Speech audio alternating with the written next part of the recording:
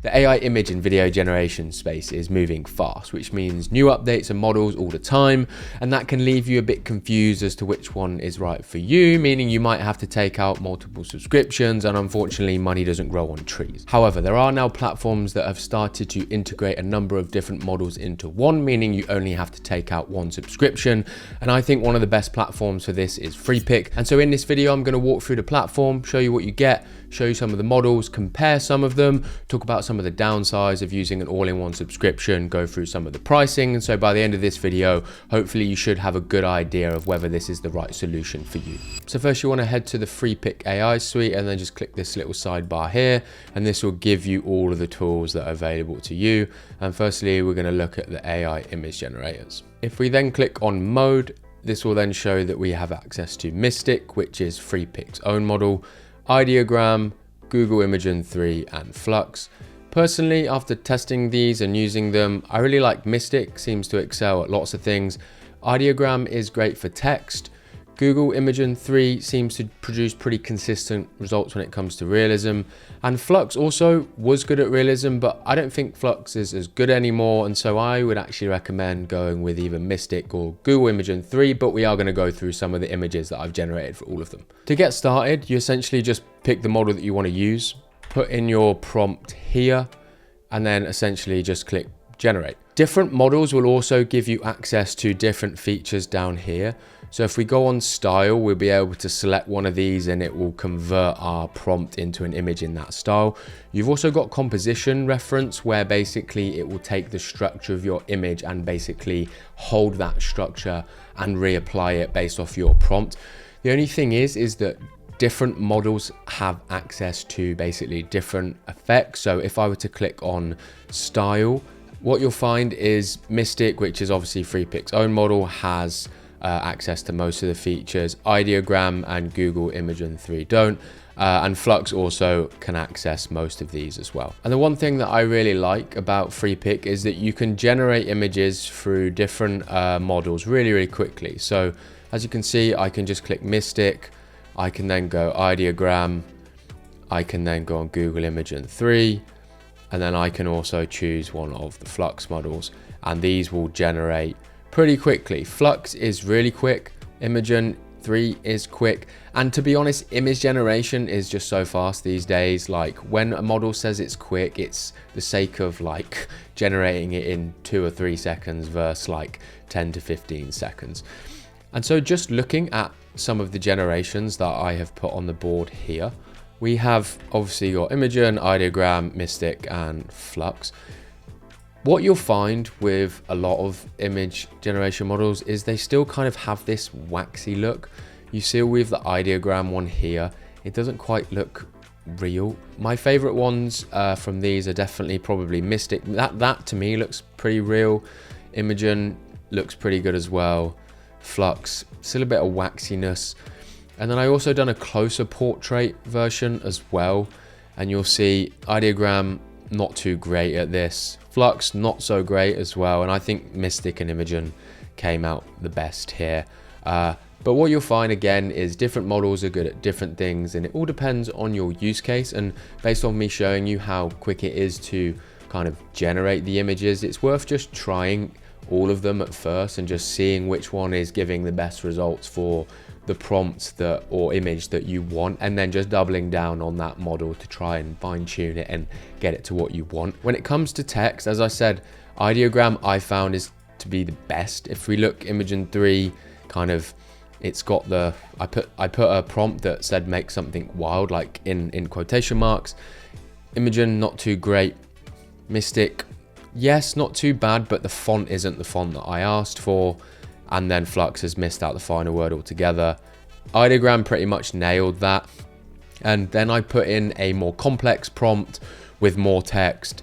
And Ideogram kind of did the best job. It still missed one of the letters here, but I put like a second string of text below. Text shifts from automation to collaboration, experts say. And it was the only one that really was able to nail that. And so like I said, all depends on kind of your use case. If you then want to upscale one, we then go on to the image, and then we go down here and click upscale. We can actually use Magnific's upscaler, which is one of the best. And if you go to the platform directly, it actually costs around $40 a month, I think. So this is actually a really valuable upscaler. You've got different things on the side here. You can choose the scale factor to 8, and then creativity. Basically, you've got a little icon here if you want to check it. If you want to kind of up the values, it will give more detail, but it will stray away from your original image. And resemblance kind of is similar thing. You kind of put it up to get it close to the image, but again, it might lead to some inconsistent results. In my experience, it's better to just go for the 2 times. If you go for the 8 times, I find that the difference between 2 times and 8 times isn't that drastic. Yes, the resolution is higher, which means if the image is going somewhere massive, it will make a difference. But actually, I found that 2 times is usually good enough for most use cases. If you're just using things for like social media, you then just click upscale. It does take a little bit of time. The 2 times doesn't take as long as say the 8 times. And then once that's done, we'll be able to just compare the results. And so this is now done, and so we can click on it, and what we can then do is we can click on compare down here, and we can just see the results there. So not too bad. If you see here, the detail has increased, you know, it's a bit blurry, and especially on the side here as well, you look, subtle differences there, but if you need your image upscaling, this is a great option before you put it into the video model. So moving on to the video generations, we're going to go on to AI video generator. And then again, if we click on mode, we've got access to a number of different models here. And most importantly, you've got access to Kling 2.0 and Google VO2. In my opinion, these are 2 of the leading models when it comes to just delivering consistent results across many different use cases. You also have older versions of Kling, so 1.6 here. You've got Minimax, you've got Runway Gen 4, which is also pretty good, a big improvement on Runway Gen 3. And then down here, you've got some other models, including Luma Ray 2, which is also not too bad as well. And so now starting with the generation, we're just going to click the Kling 2.0 model. And I would always recommend starting with an image when you are using video generation models, because it will just give you more direction. If you just use a text prompt, it has no idea really what sort of look that you want. So I find it's better to start with an image. I'm just going to take this Mystic image that I generated earlier, click use image. It will then just automatically generate a text prompt for you. You can keep that the same, or you can change it, whether it's 5 seconds or 10 seconds, and then also the aspect ratio. And they also do have some effects here. We then just want to click generate. That will then generate the video for you. And again, you can just easily swap through the models here and generate multiple versions if you want to. So now just looking at some of the generations, you'll notice that some of them are slightly cut off because actually the image that I originally put in was a 1:1. So it's just something to be conscious of as well, like what the aspect ratio of the image that you're putting in, because not all of the models can generate aspect ratios across 16:9, 9:16 and 1:1. Most can do 16:9 and 9:16, but not all can do 1:1. When we look at the VO2 one here, nothing really happened at the start, but I would say that the realism is still there. I would probably go ahead and do another generation there. And this is what you'll find with a lot of the models, is that you won't get it first time and you will have to burn through credits. That's the big problem right now, is that there's a lot of kind of inconsistencies in the results. This is the Runway one, not too great. Her eyes are weird. This one is the Minimax one. Again, I don't like that. And actually my favorite one was the Kling one. This is quite a fairly complex image to animate, just because there's so much happening in the background. And you can see there's a bit of weirdness with the hands here, but I found like her face and movement here was actually pretty good. I also did another generation, this time in the 9:16. So this is the Imogen 3 model. I was just looking for some subtle movement here, because one thing you'll find is when you try and push the models to do too much, you'll often find that's when you get the most inconsistencies. You can't really ask them to be doing lots of complex movements, otherwise it just kind of looks weird. So usually just simple subtle movements is the best. The Runway one did a fairly good job here. Still kind of is holding its shape and moving the head slightly. This was actually Luma Ray 2. Didn't get great results here. And then this final one here is Kling 2.0. Kind of changed the color of the image at the end there. I actually like the Imogen 3 one here and the Runway one. And again, it's just a recurring theme. You'll just have to test different models for the thing that you're using. This video isn't about exactly showing you which is best for each use case, because your use case could be anything, and it's just very difficult for me to say, yeah, this is the best one for that. But I will be looking to do more videos in the future where I explore more specific examples so that you guys have a better idea of which model to use. I also want to just say that when looking at kind of the models and features available for the video models, one of the disadvantages, as I said I'll talk about, of the all-in-ones is that you don't get all the features that have been released by the model.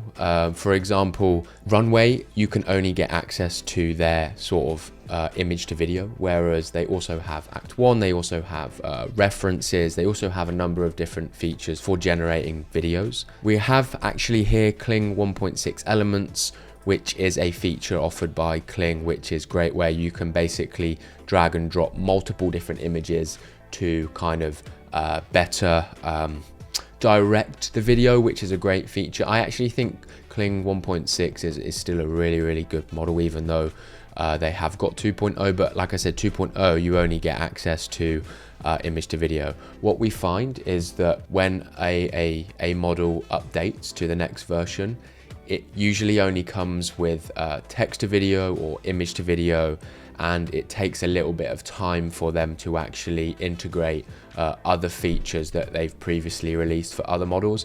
And then what we see is platforms like Freepik also integrating those features later on down the line if the model either makes that feature available through the API, or they have sort of a direct special collaboration with someone like Freepik to offer that feature kind of like privately, like exclusively basically. And so now if you wanted to upscale the video, what you do is you just go over to My Creations, hover over the video you want to upscale, go over to Edit, and then now you can basically upscale it up to 4K 2160, and this will be using Topaz's upscaler, which is one of the best on the market. You then just click upscale. This takes a little bit of time. I don't think the video upscaling right now is fantastic. It's not going to take your really shitty sort of video and transform it. Sometimes they hallucinate a little bit, and what I found is the best way to get like a clear and high quality video is to make sure the image that you put into it is kind of HD and high quality. So if you're ever taking an image and putting it into video generation, just make sure that's high quality. Use the magnific upscaler, make sure you've got the details there, and you'll most likely get a better quality video. And so now we're just looking at the video that I upscaled. So this is the original on the left, and this is the upscaled one on the right. You can kind of see some subtle differences, and this one's a little bit blurrier, this one's a bit more clearer, but I'll just remind you by playing that through. If we look at the face details here, there's still a little bit of blurriness. If we play this one here, it's not a huge amount of difference, but it's kind of there. And with the upscaling as well, they generally kind of smooth the skin a little bit to make it a little bit more unnatural, which, you know, upscaling works, I think, better for different images and videos. Not so well with people, in my opinion, more so when it's like objects and lines and specific details. And then just looking at some of the other features that Freepik has to offer, because there is actually quite a few. You've got sort of these retouch and sort of image like photo editors. You've got background remover here. You've got lip syncing, video sound effects. There is also an AI icon generator and also AI voices as well, which I know people use. These aren't actually too bad. I personally would recommend 11 Labs, but again, if you don't want another subscription. Hello, this is a test of the voiceover. Not too bad. There are actually quite a few voices here. I've just gone on English, British. Look, there's not like a bad selection here. So definitely something to consider as well if you're using voices. So now we're just going to look at the pricing. If we go over to here, we can see that it's £4.50 a month, which is about $5-6, $8.75 or $19.50, but that's on the annual plan. I don't really like it when companies do this and then they bump it up for the monthly. So cheapest $7, $14, $32 on the monthly. I personally would recommend going for a monthly plan to begin with before going for a yearly one, just to sort of trial it out, see whether you actually use it and like it. And if we scroll down here, it gives us a bit of an idea of what exactly we get. Image generation, you kind of get loads. That's not really the concern here. If you're just generating images, you most likely won't run out. It's videos which kind of burn through credits.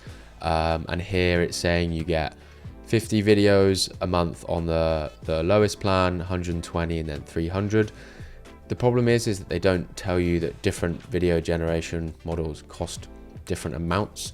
And so if we go over to the AI video generation section again, and if we just hover over this little tab up here, it will give you an idea of how many videos you have left under each model. Again, it's annoying that they don't put the credits, because they tell me how many credits I've got, but they only say how many videos are left. But as you can see here, Kling Standard, lots left. Kling Pro is one of the most expensive models. Luma Dream Machine is one of the expensive models. I actually think Kling Pro is about 500 credits, so it's not 150 credits. You've also got with the Google VO2, 104 videos left, even more expensive. If we go back to the pricing and see that we get 50, that's on the basis that the credits cost 150 each. So actually, if we wanted to generate 2.0 or Google VO2 videos on the cheapest plan, we probably would only get about 15 a month, 40 on that one, and 80, 90 on that one. I personally think the middle plan is where you should probably start, and then decide whether or not you want to upgrade to the premium one or actually go on that. The annual is obviously the best bang for your buck as well. You know, this premium plan at £20 a month for the whole year, I think is really good value for money. You get access to everything, but that might not be something you want to commit to. So I reckon, yeah, go for the monthly, maybe go for the cheapest one, the middle one. And then if you like it and you find yourself using all the credits, but it's something that you want to kind of pursue in testing, then I would recommend going for the premium annual one. I hope that kind of clears things up. I hope you kind of have some idea now of the platform Freepik and whether it's right for you. As I said at the start, I think it's valuable if you want to really just sort of start testing stuff and playing around with things, and you don't want to break the bank. I think, you know, £20 a month is pretty reasonable to get access to a number of different models so that you can see which one is kind of right for you. And actually what you might find is, after a lot of testing on the image generation and the video generation models, you might find that for your specific use cases, there's a particular image model that's really good, a particular video model that's really good, and it might be better for you to just take out the subscription directly from their page, because you'll get access to other features, and it actually might be also more cost efficient. But yeah, thanks for watching the video. Hopefully it was useful, hopefully it was valuable. This is my first video on the channel, planning to make more of these videos, more deep dives into different platforms, just some honest reviews, and also show you how to get the best out of some of the models, rather than just sort of showing you what I did today. But yeah, other than that, thanks for watching the video, and I'll see you in the next one.